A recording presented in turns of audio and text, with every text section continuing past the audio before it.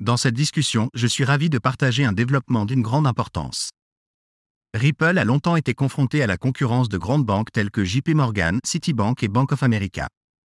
Récemment, des préoccupations ont été soulevées concernant le lancement de leur propre crypto-monnaie. Par exemple, Citibank a introduit un nouveau jeton pour la liquidité transfrontalière.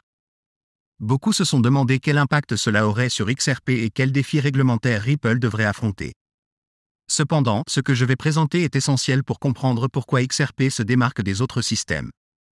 C'est l'une des informations les plus importantes que j'ai partagées récemment. Votre soutien compte énormément pour moi, donc si vous appréciez cette discussion, n'hésitez pas à liker et vous abonner à ma chaîne. Cela fait vraiment une différence. Maintenant, plongeons dans la raison pour laquelle cette information est si importante. J'ai déjà expliqué en détail pourquoi XRP joue un rôle unique en tant que couche de règlement neutre dans le système financier en le comparant à des crypto-monnaies comme Citicoin ou JP Morgan Coin. Cependant, ces explications étaient basées sur mes propres observations sans connaissance interne de ces systèmes. Ce que je vais révéler confirme que mes évaluations étaient exactes et ce n'est pas seulement mon opinion. Récemment, Citibank lui-même a reconnu que sa nouvelle crypto-monnaie n'aura aucun impact sur XRP. Cette confirmation est essentielle pour renforcer le cas haussier de XRP et l'utilisation de Ripple. C'est incroyablement excitant de voir les plus grandes banques du monde reconnaître la position unique de Ripple et admettre qu'elles ne peuvent pas reproduire la technologie que Ripple développe depuis 13 ans. C'est un indicateur très positif pour les perspectives futures de Ripple. Maintenant, analysons les détails qui rendent cette reconnaissance si importante. Il a été explicitement déclaré que d'autres banques, institutions, gouvernements et entreprises technologiques ne seront pas intéressés par le jeton de Citibank. Son utilisation est limitée aux paiements internes et à la liquidité au sein de Citibank. Il est tout simplement trop risqué pour les institutions externes de compter sur le jeton de Citibank car elles ne peuvent pas se permettre un tel risque. Il est même possible que Citibank puisse manipuler ou compromettre son propre jeton pour obtenir un avantage concurrentiel. Bien que cela puisse sembler pessimiste, des accidents peuvent également se produire. Cependant, il est essentiel de comprendre le risque significatif de contrepartie associé à d'autres institutions utilisant une crypto-monnaie comme Citicoin. Certaines personnes, tant au sein de la communauté XRP qu'à l'extérieur, l'ont présenté comme un concurrent de XRP qui pourrait entraîner son déclin. Néanmoins, Citibank déclare explicitement que ses clients ne sont pas intéressés par cette crypto-monnaie. Elle est exclusivement destinée aux règlements internes de Citibank. Cette distinction revêt une importance capitale et je souhaiterais l'illustrer à l'aide d'un diagramme même si j'ai déjà abordé ce concept sur ma chaîne. Il est crucial de comprendre ces dynamiques sous-jacentes. Dans le futur système financier, chaque banque aura sa propre monnaie. La banque A aura son jeton banque A, la banque B aura son jeton banque B et la banque C aura son jeton banque C. La banque B ne montrera aucun intérêt pour le jeton de la banque A comme l'a clairement indiqué Citibank. De même, les autres banques ne souhaiteront pas les jetons des autres. Cela pose un problème significatif. Si toutes les banques opèrent dans leurs propres systèmes isolés, comment vont-elles interagir les unes avec les autres? Si la banque A a une monnaie de règlement interne que la banque B ne souhaite pas, nous nous retrouvons essentiellement avec deux institutions ayant leurs propres monnaies internes. Comme l'a mentionné le représentant de Citibank, il n'y a pas de liquidité transfrontalière ou transbancaire. Cependant, le système financier repose sur l'interconnexion entre les institutions financières pour faciliter les paiements et établir des voies. Par conséquent, l'approche actuelle ne parvient pas à résoudre le problème le plus urgent du système financier. Il existe deux possibilités pour parvenir à la liquidité. La banque A et la banque B peuvent collaborer pour créer un système de paiement centralisé entre elles ou elles peuvent utiliser une solution comme XRP. À présent, permettez-moi d'expliquer pourquoi elles pourraient choisir d'utiliser XRP plutôt que de développer leur propre connexion interne.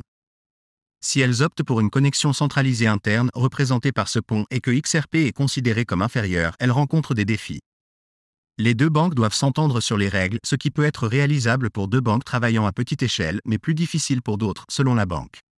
Il est difficile de prévoir, mais il est possible que la banque A et la banque D, situées dans des juridictions différentes, auraient du mal à établir des règles pour leur pont. Par conséquent, la banque A devrait créer des connexions séparées et des solutions centralisées avec chaque banque pour interagir avec elle. Cette approche est très inefficace, nécessitant une collaboration avec chaque banque pour établir de nouvelles règles basées sur leurs opérations individuelles. Elle nécessite de travailler avec des équipes d'ingénierie interne pour construire des ponts entre chaque paire de banques, ce qui entraîne un réseau complexe de connexions inutiles. En fin de compte, tout ce qui est vraiment nécessaire est un actif comme XRP pour relier ces institutions. Par exemple, la banque A peut utiliser XRP pour se connecter à la banque B. Une fois que la banque A est connectée à la banque B, elle est automatiquement liée à la banque C, la banque D, la banque E et la banque F, simplement parce qu'elles sont toutes connectées à XRP. La différence est frappante. Au lieu de devoir établir des connexions avec diverses institutions, la banque A peut simplement se connecter à XRP et être instantanément reliée à chaque autre banque. Un autre aspect crucial est que la banque A n'a plus besoin de faire confiance à la banque B, mais seulement au registre XRP, une plateforme décentralisée et neutre.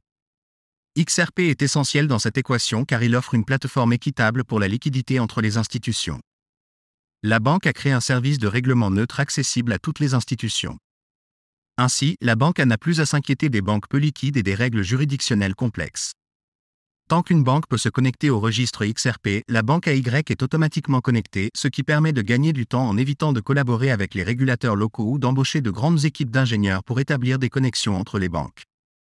Cette compréhension est cruciale et quelque chose dont je parle depuis longtemps, mais cela restait spéculatif sans preuve concrète. Maintenant, ils affirment explicitement que les autres banques ne sont pas intéressées par l'utilisation du jeton Citi, de la pièce JP Morgan ou de la pièce Bank of America.